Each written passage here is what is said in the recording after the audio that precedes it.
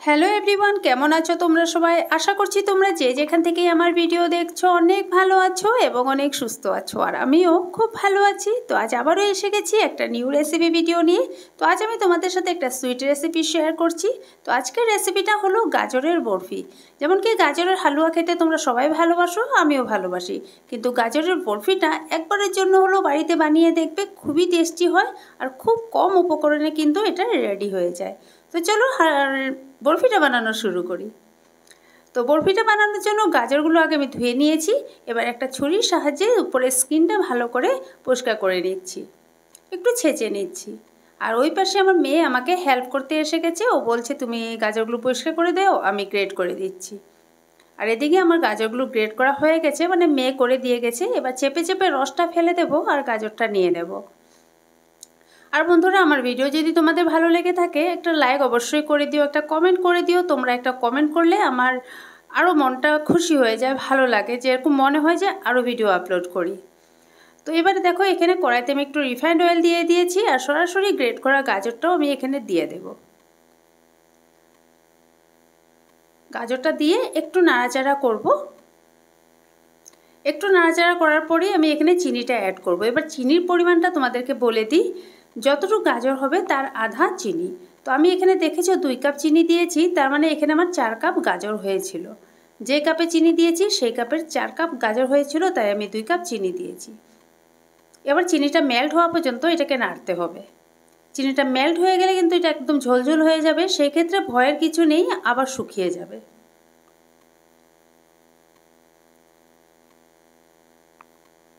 দেখতেই পাচ্ছ তোমরা, চিনিটা মেল্ট হয়ে গেছে। আর বেশি সময় লাগে না কিন্তু। আর গ্যাসের ফ্লেমটা হাই রাখবে না, লো টু মিডিয়ামে করবে। পুরো রান্নাটা লো টু মিডিয়ামে করবে, খুব সুন্দর হবে, খুব ভালো হবে। আর কিছুক্ষণের মধ্যেই দেখো আমার এই চিনির রসটা সম্পূর্ণ শুকিয়ে গেছে। এবার আমি এক্সট্রা একটা প্যানে এখানে একটু রিফাইন্ড অয়েল দিয়ে 2 চামচ বেসন দিয়েছি। বেসনটা একটু ভেজে নেব ভালো করে। বেসনের জায়গায় তোমরা সুজিও ব্যবহার করতে পারো। আর ভাজা বেসনটা সরাসরি আমি এখানে গাজরের মধ্যে ঢেলে দেব। এবার আবারও ভালো করে মিক্সড করে নেব। আর এই গাজরের বরফিটা খেতে এত দারুণ হয়, মানে খুবই ভালো লাগে। যারা যারা গাজরের হালুয়া ভালোবাসো তারা কিন্তু একবার নিশ্চয়ই ট্রাই করবে। এবার কয়েকটা এলাচ আমি গ্যাসের পাশে দিয়ে রেখেছিলাম, এটার খোসাগুলো নেব না, শুধু বীজটা নেব। বীজটা নিয়ে একটু থেতো করে এই গাজরের হালুয়া বরফির মধ্যে দিয়ে দেবো। আমি না বারবার গাজরের হালুয়া বলে দিচ্ছি। এবার এখানে আমি মিল্ক পাউডার ব্যবহার করছি 4 চামচ। মিল্ক পাউডার না দিলেও হয়, দিলে একটু টেস্টটা ভিন্ন ধরনের হয়, খুব টেস্টি হয়। আর না দিলেও কোনো ব্যাপার না। এবার আমি এখানে মগজদানা একটু নিয়েছি, এটাকে একটু ভেজে নেব। আর তোমরা চাইলে যে কোনো ড্রাই ফ্রুটস এখানে ব্যবহার করতে পারো, কাজু দিতে পারো বা কিশমিশও ব্যবহার করতে পারো, পেস্তা ব্যবহার করতে পারো, বাদাম ব্যবহার করতে পারো। বাট গাজরের এই বরফিটাতে মগজদানাটা দিলে এক্সট্রা একটা দেখতেও সুন্দর হয়, খেতেও ভালো হয়। আমি আগেও করেছি, কিন্তু আমি অন্য কোনো ড্রাই ফ্রুটস কখনোই ব্যবহার করি না, মগজদানাটাই দিই। এবার মোটামুটি আমার হয়েই গেছে, এবার সেট করে নেব। এবার হয়ে গেলে এরকমভাবে বুঝে যাবে চারপাশটা একটু সাদা সাদা হয়ে যাবে। এবার আমি একটা ফয়েল পেপারে একটু অয়েল দিয়ে নিচ্ছি। তোমরা যে কোনো কিছুতে সেট করতে পারবে, কিন্তু সেট করার আগে একটু অয়েল অবশ্যই দিয়ে দেবে। আর এটাকে গরম গরমই সেট করতে হবে, একটু ঠান্ডা হলেই কিন্তু জমে যাবে, সেই ক্ষেত্রে এটা আর সেট হবে না ভালো করে। তার জন্যই আমি ফয়েল পেপারে নিয়ে নিই। এবার খুব গরম হাতে লাগছে, তাই তাড়াতাড়ি তাড়াতাড়ি করতেও হবে। একটা চামচ নিয়ে নিয়েছি, চামচের উল্টা সাইডে অবশ্যই একটু ঘি বা রিফাইন্ড অয়েল লাগিয়ে নেবে, তবে আর চামচে লেগে আসবে না।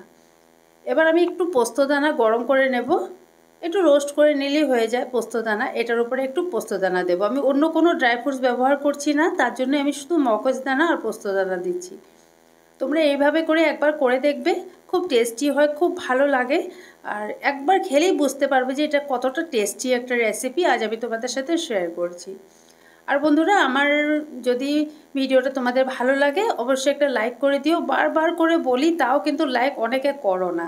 তো যাই হোক, আর যদি চ্যানেলে কেউ নিউ থাকো তো প্লিজ আমার চ্যানেলটা সাবস্ক্রাইব করে দিয়ে সবসময়ের জন্য আমার বন্ধু হয়ে আমার পাশে থেকে যেও।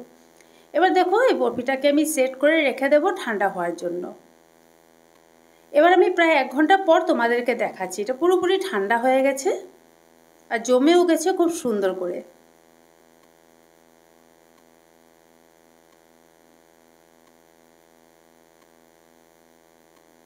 দেখতে যেমন মানে খুব সুন্দর হয়েছে, খেতেও দারুণ হয়েছিল। মানে আমি তোমাদেরকে বলে বোঝাতে পারবো না এটা কতটা টেস্টি হয়। একবার যদি তোমরা নিজেরা বাড়িতে বানাও তবে বুঝতে পারবে যে এটা সত্যিতে কত একটা টেস্টি রেসিপি।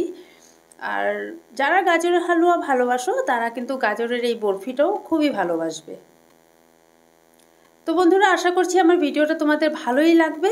পরবর্তী ভিডিওতে তোমাদের সবার সাথে আবার দেখা হচ্ছে অন্য কোনো ভিডিও নিয়ে। সবাই ভালো থেকো, সবাই সুস্থ থেকো, আর এই রেসিপিটা নিশ্চয়ই একবার বাড়িতে ট্রাই করবে। Tata bye bye and take care.